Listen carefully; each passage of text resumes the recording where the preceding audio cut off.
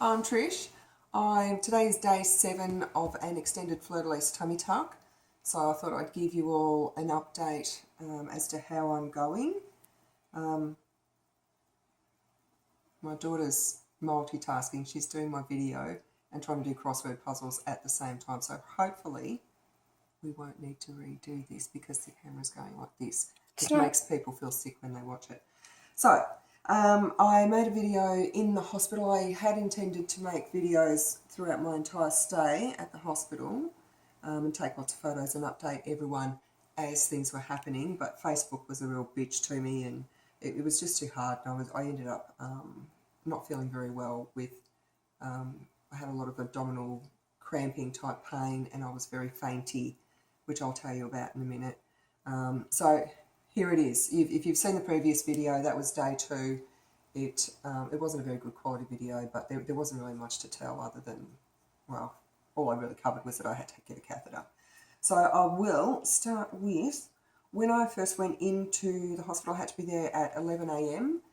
I wasn't taken around to theatre till about 1, maybe even 2. It was quite late. That was just more time for me to be nervous, but my son was there. He held my hand, he gave me forehead kisses, and I just kept singing that Sean Mullins lullaby song in my head. So they took me around to the, the little room where they put the cannula in. That's normally where I freak out, but I didn't want to freak out because I knew that that would make it harder for me through the surgery and coming out of the surgery, which is what I was fearing the most. So I talked to the anaesthetic nurse quite a lot and she really calmed my nerves. She went and spoke to the anaesthetist who had a look at my file from the previous surgery where I couldn't breathe when I came out of the surgery, and determined that I'd been given a particular kind of muscle relaxant drug that had probably caused that to happen. So they said, basically, we're just not going to give you that drug. We do still need to give you a muscle relaxant because we've got to intubate you and we've got to do the muscle repair, but we'll give you a different one. So I sat in that, or reclined in that little anaesthetic room for probably 30 to 40 minutes all by myself while everything was being prepared. And I just sang that Sean Mullins song to myself over and over and over. I managed to calm myself to a point where I actually almost fell asleep. Then the surgeon came in, my wonderful, wonderful surgeon, and he did the markings in there. I wasn't expecting that because the last time I had it, I went to a consulting room and when I had my boobs done, I went to a consulting room and he did the markings in there, and then I went and got changed so I was able to get photos and stuff. So this time I couldn't. So he came in, did all the markings and, got me to hold my tummy here and hold my tummy there and, where are you going to be wearing your undies and stuff. And I wore these green lace undies, but as I said to him, you don't need to go by these undies because I'm going to be wearing all different styles of undies and I don't care where the scar is. I don't care if the scar's visible. What I want is a good result, not a fancy scar. So I was all marked up and then he said to me, we've got to do things a little bit differently. So I had to, and he was all apologetic. Oh, I'm sorry that, you haven't got any clothes on and blah, blah, blah. And I was like, and all of you lot would know that I don't have a problem with nudity. And I was just saying to him, you don't know how much this doesn't matter to me. So then I had to go into the actual theatre and stand on like these sterile pads, and they had to wash down the back part of me with betadine, and I think they had to do that to save time so that they didn't have to turn me on the table and like re-sterilise everything. So they did that, and then I had to sort of like, shuffle onto the table, and I laid down, and by that stage I was so calm, so completely calm. They put my arms out, I had the drip in, and they put the mask on me because, they give you that good hit of oxygen before you are actually anaesthetised. And then before I knew it, I was asleep, and then I was waking up and I had no pain. I could breathe just fine. I was just like waking up from a sleep. So that was how my experience of the actual surgery went. I was taken back around to the ward. My son was there waiting for me. He was wonderful. Everything went well. They try to encourage you very strongly to get up and walk around and, so that you don't get DVT and so that you can get everything moving, and it just helps you to heal faster and better. And I do like to try to be cooperative, so I was trying to get up. By Saturday night, I'd just been doing too much. I'd been up and down to the toilet all day by myself and, you know, up and down, sitting in the chair, and I wasn't feeling well. I'd actually called the nurse over an hour or so before, and I'd said to her, you know, I don't feel right. I'm just not feeling right. And so she said, oh, you know, hop back in bed and have another rest. And so I said, all right. And you're thinking, you know, I've just had major surgery. So then I had a little bit of a rest, and then I got up and I wanted to go to the toilet. And I thought, well, I can do this by myself. I've been a few times today already. And so I was sitting on the side of the bed and, you know, swinging my legs around, getting the blood pumping. And I stood up and I thought, oh no, I don't feel well. Something's not right here. Something's really not right. And so I thought, I'm going to fall down if I don't lay down. So I just flopped down on the bed. And I mean, I just flopped down. I wasn't even thinking of, you know, oh, this is going to hurt my incisions or anything. I just flopped down on the bed on my side, and my legs were hanging over the side of the bed. And my daughter's putting the puzzle away. I must be interesting to her, finally. I was just waiting for the face that said, no, you're not. So I just flopped down on the bed, and my nurse's name was Maddie. She was absolutely lovely. And so I'm on the bed, and I must have sounded so pathetic. I managed to hit the nurse's call button, but, you know, they don't always come straight away because they're, you know, doing other stuff. But she was in the room.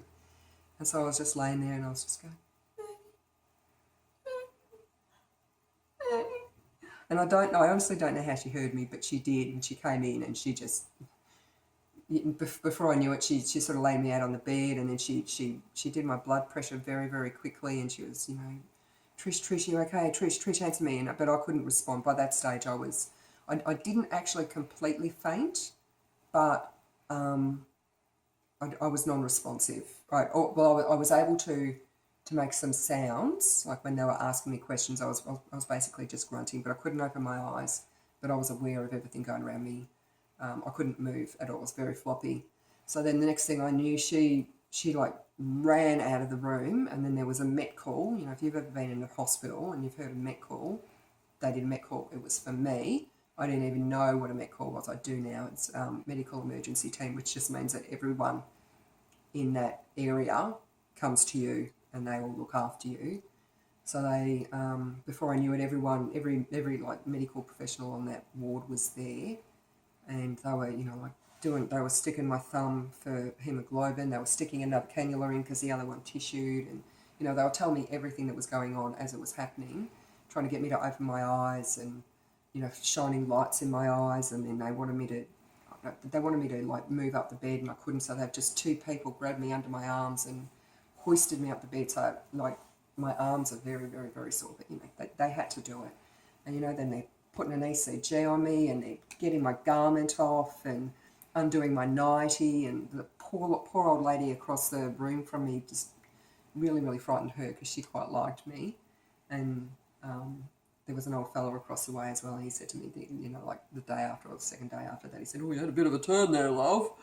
So, but they put my feet up and they lowered the head of the bed. And after that, it was only a few minutes, I started to feel a bit better. And they decided it was just a vasovagal reaction. I think it was because I didn't have enough food in me. But so for the next day after that, on the Sunday, I really didn't feel well, and I was, you know, escorted to the toilet and put on a commode chair to take me to the toilet and back. And by the Monday morning, I was up and about by myself again, feeling much better, and I'm fine now. I did actually know. On the Sunday morning, I wanted to keep trying. Your puzzle book fell down. I wanted to keep trying to be ambulatory and to not have to rely on the nurses. And I did say to the nurses, can I try to go to the toilet by myself? Like, can you take me to the toilet and I'll try to go to the toilet by myself, and then you can escort me back. Is that all right? And they said, yeah, that's fine. So I went and I sat on the toilet, and I finished, luckily. But I didn't get my garment done back up, and I was sitting on the toilet, and I rang the buzzer for the nurse, and I really wasn't feeling well. And I thought, oh, I've got two choices here. I can wait until I actually faint and fall on the floor and possibly hurt myself, or I can just lower myself off the toilet onto the floor. So when what was eventually three nurses came into the toilet, I had my bum out to the air and my face just resting against the beautiful cold floor of the toilet or the bathroom, because I was all clammy and hot and sick and very, very, very weak.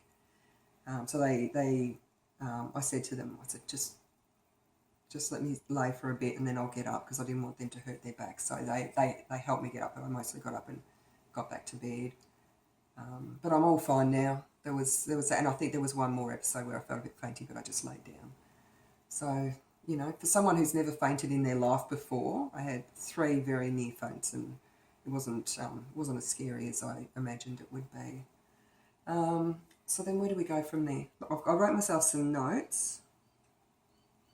I'll talk about the food in the hospital. Now, I don't want to bag out the hospital, because the hospital was amazing. The nurses were amazing. You know, even everyone who came and cleaned my table and bought me my food and everything, they were really amazing.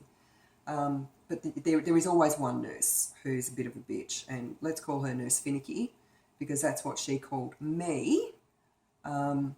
If you've watched my other videos, you'll know that I do have a lap band, and I have spoken to, I think it was 4 different surgeons at the Alfred Hospital, and 2 different dietitians, and a psychologist, if that matters, who all told me that I needed to be on fluids for 1 week post-surgery, because my band is quite tight and I can't risk vomiting after a surgery like that. So, you know, I have a team of people who told me that I had to be on fluids. I tried to organise through the hospital, and, you know, their dietitian was great as well. I think it came down to a miscommunication between one of the general surgeons at the hospital and maybe not understanding bariatric patients' needs. But I was told that I would be allowed to be on a fluid diet, which included sustagen, and that I could take my own up to fasting to have that twice a day. They just kept bringing me normal diet, and of course I couldn't eat it. So I was just all day, throughout the day, I was having 2 Optifast and a sustagen, which in the end I couldn't stomach anymore, because it's so sickly sweet, it was making me feel ill, and then I couldn't stomach my Optifast anymore because it was making me feel ill. So I was really just having ice cream, and I couldn't stomach the jelly, it was too sweet. I was having soup juice because they refused to puree my soup for me. So it wasn't, I was in the hospital on Thursday, went in on Thursday, it wasn't until the Sunday night that I got actual food, actual sustenance, which was pureed potato, bacon and leek soup. And coincidentally, as soon as I got that into me, I didn't feel sick anymore, and I didn't feel as fainty anymore. I just got better and better and better. So, and the nurse that I'm referring to, Nurse Finicky, she said to me that I fainted because I'm being just too finicky with my food. No, just like diabetics and lactose intolerant people and people who have celiacs, bariatric patients also have genuine dietary needs, and mine weren't being respected for a period of time, because I think there was a miscommunication about that. But that all got sorted out. So there was that. I will tell you about having my drains out. I had 2 pain buster pumps, 1 on each side, on each hip, and 3 drains, 1 on the left and 2 on the right.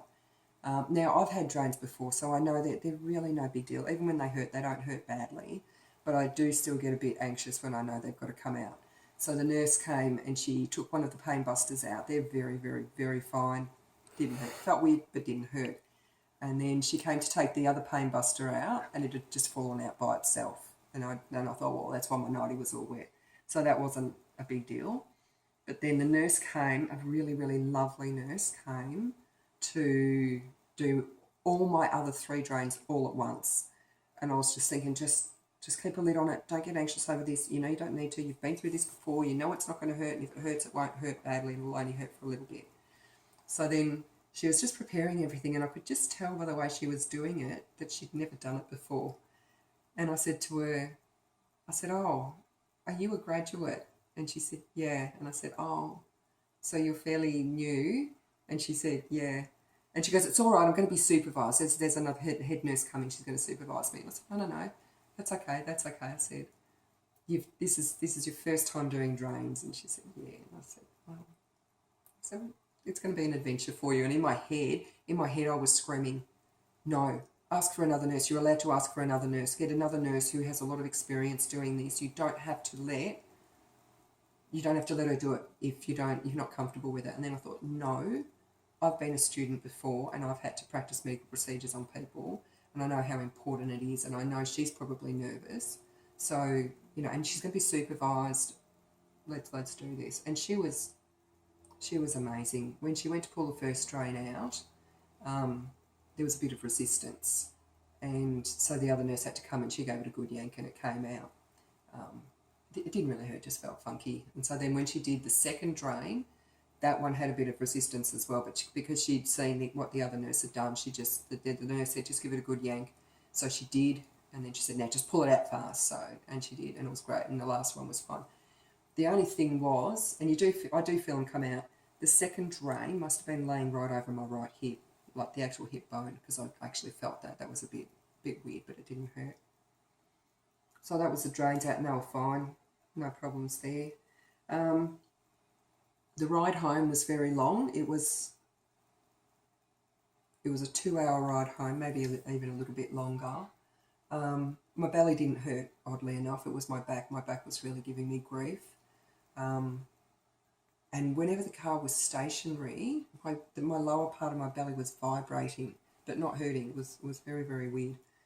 And we stopped off on the way home, and I'd been thinking about it for days. Just this tiny little KFC mashed potato with gravy, and I got extra gravy, and that was just like absolute heaven to have that.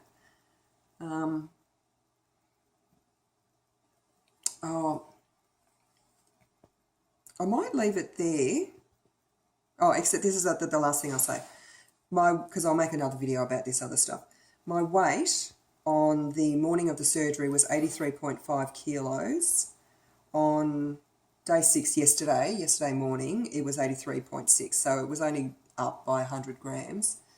I expected it to be up a lot more because they pump you full of fluid, and you're actually full of a lot of fluid after surgery. But as mentioned, I didn't eat very much when I was in surgery or in the hospital. I didn't eat anything when I was in surgery. When I was in the hospital, I ate very little.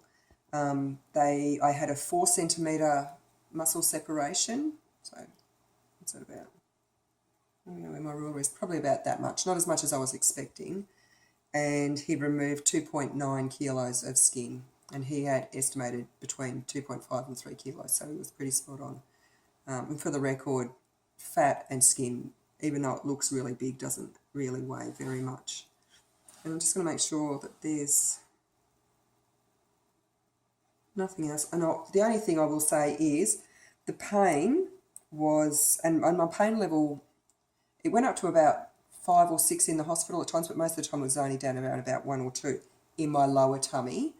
That was very similar to the pain I had after my caesareans, but honestly not as bad. The worst pain was up through here. I had like really bad wind pain. That was the worst. So I started taking D-gas tablets and that sort of thing. And that it helped a little bit. But that was the worst of the pain. And I should have been expecting that because I had read about that, but I must have forgotten about it. So the 4 or 5 pain, 4, 5, 6 pain that it got up to was just through the upper part of my tummy. And I learned pretty early on, if I stopped rubbing my tummy, it got better. And they gave me heat packs and stuff, so that was really good.